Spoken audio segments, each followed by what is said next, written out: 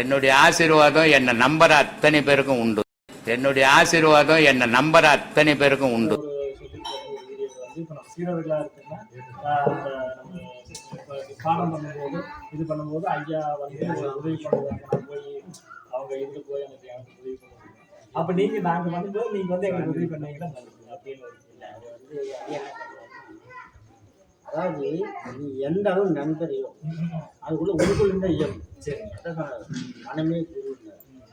நீ எந்த அளவு நீ நம்பிக்கையில போறியோ உன் மனசே குருவை மாதிரி செய்யும். சரி இப்போ இவ பிரச்சனை சொன்னாரா நான் பார்த்தீங்கன்னா குருவத்தை இன்னும் ஒன்று இயக்கிறதா சொன்னேன். யாரும் வந்து ஒன்றும் பண்ண முடியாது. ஐயா சொன்னதாக நானும் அதை தான் பேசிப்போம். இப்போ எனக்கு தான் சொல்கிறாங்க சாமி கனவு வந்தீங்க எனக்கு நல்லா நினச்சி நான் உங்கள் ஃபோனில் சொன்னீங்க பேசுனீங்க ஃபோனில் பேசுனீங்கன்னா எனக்கு நல்லா பேசி இங்கே தான் சும்மா அதெல்லாம் உண்மை என்ன அது நம்ம நினைக்கிற நினைவு தான். நம்ம எந்த அளவு ஒரு பொருள் மேலே நம்பிக்கை வச்சு அது எவ்வளோ ஈடுபாடு இருக்குமோ அதெல்லாம் கற்றுக்கலாம்.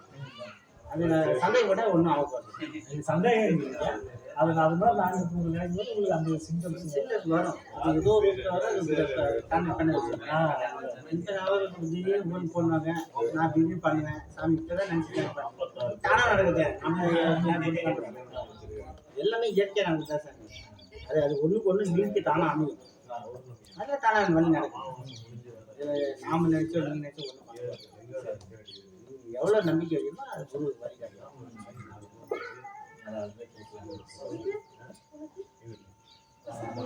எந்த அளவுக்கு எந்த ஒரு விஷயத்தையா இருந்தாலும் நம்ம எந்த அளவுக்கு முழுமையாக அதில் ஈடுபடும் அது பிரதிபலன் நம்ம எஃபெக்ட் போடும்போது அது ஒரு பிரதிபலன். நம்மளும் ஏதோ சொல்ல இருக்கு அது நம்ம இது அது அப்படியே முயற்சி திருவினை முயற்சி எப்படி வரும். குருவர் இருந்தாலும் அப்போ நம்ம குருவை நம்பி சரணாகதி என்னதான் எல்லாமே. இப்போ நானே பாருங்க நான் போய் கடவுளை பிடிச்சத குருவை தான் பிடிச்சேன். கடவுள் பிடிச்சோம் இதே போடுறது நீங்கள் எந்த பண்ணீங்கன்னா அது ஒரு நாள் வரப்போகுது. மேல்நிலை அப்படி இருந்துட்டு போகும். நீங்கள் கம்பெனியே இருந்தாலும் செயல் நல்லா இருந்தா அதுக்கு ஒன்று பலன் தானே கிடைக்கும். நம்ம செயல் தப்பா இருந்தா அது பண்ணி கிடைக்கிறது செயல் தான். ஐயா வந்து சூட்சமா திடீர்னு ஒரு நல்லா தூங்கிட்டு இருந்தேன். இது பூஜை முடிச்சுட்டு வந்து நைட்டு கொஞ்சம் நேரம் பாடம் மட்டும் நல்லா தூங்கிட்டு இருந்தேன். கரெக்டா பிரம்மமுகூர்த்த வேலை அந்த இதுல முன்னாடி எனக்கு ஒரு நான் கிழக்கு பார்த்து படுத்துக்கிட்டு இருக்கேன். எனக்கு கூட இந்த சேர்ல இருக்க உட்காந்து என்னை பார்க்க அரைகுறையா தான் கண்ணு திறந்தோம்ல இருந்துச்சு. ஐயாவோட பிரம்மையா என்னன்னு தெரியல. ஐயா உட்காந்து போய் பார்த்துட்டு இருக்கிற மாதிரி இருந்துச்சு. பயத்துல பட்டாருன்னு எந்திரிச்சிருந்தான். கரெக்டா 3:30 மணி. என்ன அவனை தூக்கம் எதிரி முடியாது கரெக்டா இருக்கணும் அப்படின்னு.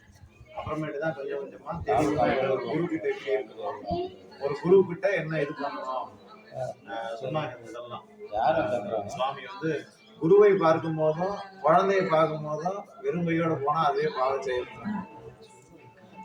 சரி கூட ஒண்ணுமே இல்லை.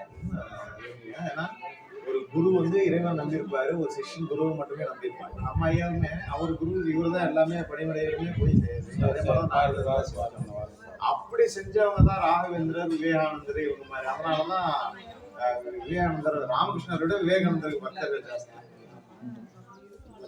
அதே மாதிரி அந்த ராமரை விட ஆஞ்சநேயர்களுக்கு பக்தி பக்தர்கள் ஜாஸ்திங்கிறாங்க. குருவுக்கு செய்ய வேண்டியது கரெக்டா செஞ்சா அப்படின்னாலே தானாவே அதை கொண்டு போயிருக்கும். ஏன்னா மற்ற தெய்வ பக்தியை விட குரு பக்தி நல்வழியில கொண்டு போயிருக்கும். இவரு ஆதிசங்கராச்சாரியாருடைய அந்த வழி குரு பரம்பரையில வரவெல்லாம் இன்னும் யாருமே எதிர்பார்க்கல. 70 வயசுல கொண்டுமே ஆதியன சங்கராச்சாரியார் மடத்துல 70 வயசுல கூட தான் இருக்காங்க. இவரு மகாபெரியவர் மட்டும்தான் 13 வயசுல சன்னியாசியா அந்த இதா. இவரு ஆதிசங்கரருக்கு அடுத்து இளம் பிராயத்திலே சன்னியாசியானது யாருன்னா மகாபெரியவர். அவருடைய சாஸ்திரம் தான் குருவை பத்தி எப்படி இருக்கணும், குரு கிட்ட எப்படி இருக்கணும். ஆக்சுவலா ஒரு குரு உட்காராருன்னா நம்மளோட சேர் போட்டு உட்காரதே தப்பு. குரு கிட்ட பேசுறது எது பேசணும்னா அதுதான் கேள்வி கேட்கறான்னு கேள்வியெல்லாம் கேட்கக்கூடாது. ஏதாவது சந்தேகம்னா கேட்கலாம். மற்றபடி தகுதிக்கு மீறின கேள்வியெல்லாம் கேட்கக்கூடாது. அது உண்மை. ஏன்னா இப்ப கேட்டுட்டா அப்படின்னா அதை பத்தி யோசிக்கணும் தவிர இப்ப இருக்கிறது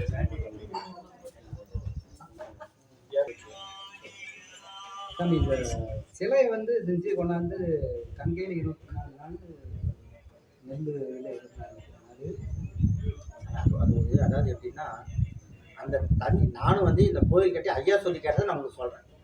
அந்த கங்கையில் வைக்கிறதுன்றது அந்த சிலையில் இருக்கிற குற்றங்கள்லாம் நீங்கிறது. அந்த அந்த தண்ணியில் வச்ச உடனே அது உள்ள இருக்கிற குற்றம்லாம் இழுத்துக்கும், அந்த சிலை வந்து சுத்தாயிடும். தானியத்தில் வைக்கும்போது அந்த தானியத்தோட ஹீட் வந்து இந்த சிலை இழுத்து பிடிச்சிக்கும். அது இழுத்து பிடிச்சிக்கிச்சுன்னா நம்ம உட்காந்து பிரதிஷ்டை பண்ணி வைக்கும்போது அந்த பிரபதேசத்தை இழுத்து யார் வேணாலும் அவங்க கொடுத்துரும். கோயிலோட சிலையோட வேலை தான். நீ போய் சாமி போய் கேட்டாயிரம் பணம் கொடுனா கொடுக்காது, சொத்து கொடுனா கொடுக்காது, புள்ள வேணும் பொண்ணு போட்டாது வேணும், எதுவுமே கொடுக்காது. பிரபதேசத்தை இழுத்து உங்களுக்கு கொடுத்துச்சுன்னா நீங்கள் நல்ல மனசுனா சிந்திச்சு உங்கள் கையில் தான் எல்லாத்தையும் செயல்படுத்திக்கணும். கடவுள் வந்து எதுவுமே தூக்கி எல்லாம் கொடுக்காது, உங்களுக்கு அறிவை கொடுக்கும். அது வந்து சிந்திச்சு அது என்ன வேணுன்றதை கொடுப்போம். அதுதான் சார் அதோட வேலை. அது வந்து நம்ம அதுதான் சொன்னோம், நம்ம சத்தியத்தில் போக போக போக உயர்வும். அசத்தியத்தை பிடிக்கிறது ஒன்றுமில்லாது. அது எது வேணும்னு நாம தான் எடுத்துக்கணும். சாமி சில பேருக்கு வந்து உடுக்கையே இல்லாமல் இல்லை இந்த மேலே வாங்க இல்லாமல் சில பேருக்கு அருள் வரும். அருள் வந்தால் சில கரெக்டாக கூப்பிட்டு இந்த மாதிரி சொல்கிறாங்க. அது எப்படி சாமி? அது இஸ்திரியான அந்த மீறின ஒரு அது வந்து அது எப்படி சொல்கிறதுன்னா ஐயா நிறைய சொல்லியிருக்காரு. அது இப்போ சொல்கிறாங்கல்ல ரைட்டு. இப்போ நேற்று வரைக்கும் நடந்ததெல்லாம் சொல்லுவாங்க, நாளைக்கு நடந்து சொன்ன யாரும் சொன்னாங்க சொல்லு பார்க்கணும். அப்படியா சாமி சொல்லுங்க, சாமி வந்து சாமி முக்காலம் தெரியும். நேற்று நடந்து தெரியும், இப்போ நடந்தது, நாளைக்கு நடந்தது. ஏன் நாளைக்கு நடந்ததெல்லாம் சொல்ல மாட்டேங்கிறாங்க. அதாவது உங்களுக்குள்ள நீங்கள் இப்போ வரைக்கும் என்னென்ன அனுபவிச்சிங்களோ உங்கள் மனசுக்குள்ள உங்கள் மூலையில் பதிவாகிருக்கும். அது அந்த இந்த நரம்பு ட்ரபிள்ன்றது அதை கிரகிக்கிற சக்தி வந்து அந்த மனசு அது அப்படியே ஒப்பிடுச்சிது, அவ்வளோதான். அது ஒன்றும் உண்மையாக கிடையாது. அதான் சாமி இப்போ கரெக்டாக 10 பேர் இருக்காங்கன்னா ஒரு வாசல் சொல்லி கிழக்கு வாசல் இந்த மாதிரி வீடு சொல்கிறாங்க. வீட்டில் நம்ம அந்த மாதிரி கிழக்கு வாசல் சொல்கிறாங்கன்னா ஒரு 3 பேர் எழுதிருக்காங்க. 3 பேர்த்துல அவருக்கு உனக்கு பையன் பொண்ணு மாதிரி சொல்லி அந்த மாதிரி சொல்கிறாங்க. அது எப்படிங்க சார்? அது வந்து அது ஏற்கனவே திங்ஸ் வச்சு அப்படி எடுத்து சொல்கிறதுலாம். சரி, அது வந்து அதுதான் சொன்னேன், நாளைக்கு நடந்து சொல்லி நடந்தால் ஏற்றுக்கலாம். இப்போ வரைக்கும் எனக்கு அண்ணா தெரிஞ்ச மாதிரி இல்லை சார். அது வந்து வேண்டாம். அது தொழிலாக இப்போ வந்து அவங்க தொழிலாக பண்ணுறாங்க.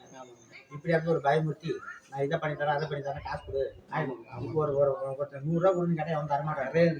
நீ இப்போ செத்த போடுறா, நான் ஒரு மந்திரம் எழுதிட்டேன்னா 1000 10,000 தூக்கி தரேன். இப்போ அது மாதிரி பயமுறுத்தி வாழ ஆரம்பிச்சிட்டாங்க. அது என்ன பண்ண முடியும்? ஒன்றும் பண்ண முடியாது. இப்போ வந்து கிளம்பி உங்களை நம்புங்க, நான் இருக்கேன், என் கூட கடவுள் இருக்கான். வேணாம் ஐயா மனப்போது நம்பிட்டு இருக்கேன்.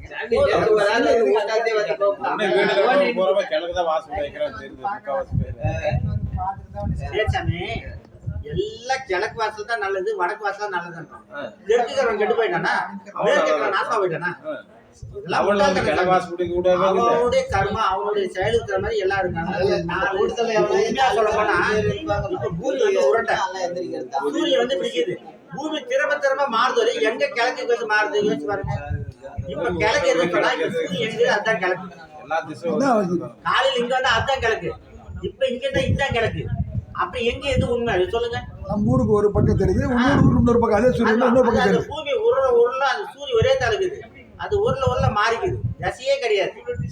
இப்ப நம்ம இது ஒரு ஏக்கர் நிலம் போட்டோம், இந்த மூளை வந்து ஈசானி மூலைன்றாங்க, நல்ல மூலைன்றான். இப்ப அவனுக்கு அதான் சொல்லுங்க சொல்லுங்க. இப்ப அப்படி சுத்தி வர அந்த மூளை அவனுக்கு ஈசானி மூலை. இப்ப நமக்கு அது ஈசானி மூலை ஏன் இப்ப வராம போச்சு? அது 2 எடுத்து ஒட்டுக்கா சேர்த்தா மொத்தம் இந்த மூளை வந்துருதா? ஒரு ஊரிய எடுத்து இந்த மூலம் ஈசான மூலன்றான். துணப்படாத அவனுக்கு ஈசான மூலம் குறைஞ்சிட்டே போகுது. அங்கங்க ஒரே நம்பிக்கை வச்சு எல்லாமே நம்பிக்கை தாங்க, நம்பிக்கையில போறாங்க ஜனங்க. நம்பிக்கை தான். அது வந்து இப்படின்னு சொல்லி இப்ப நீங்க வாஸ்து சாஸ்திரம் பசி எங்க எவன் வாஸ்து சாஸ்திரம் பண்ணா? அந்த காலத்துல பெரியவங்க எல்லாம் வாஸ்து பண்ணல. இல்ல இப்ப வந்து அதை வாஸ்துன்னு சொல்லி எல்லாரும் பயமுறுத்தி இந்த இது இந்த மாத்தி இந்தாங்க மாத்தி அது ஒரு மேஸ்திரி பழிக்கிறான், அது வாஸ்து சொல்றவன் பழிக்கிறான். எத்தனையோ ஒருத்தர் பழிக்கிறாங்களா? வாஸ்து பண்றோம் கையில பிடிக்க முடியாது. இப்போ ஆமா 1000 5000 10,000 கேக்குறாங்க, பயமுறுத்தி வச்சுட்டாங்க. 5000 10,000 கேக்குறாங்க சாமி. எல்லாம் பயமுறுத்தி அந்த காலத்து தாத்தா பாட்டி.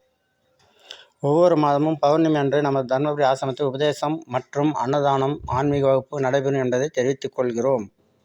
ஆத்மா வணக்கம்.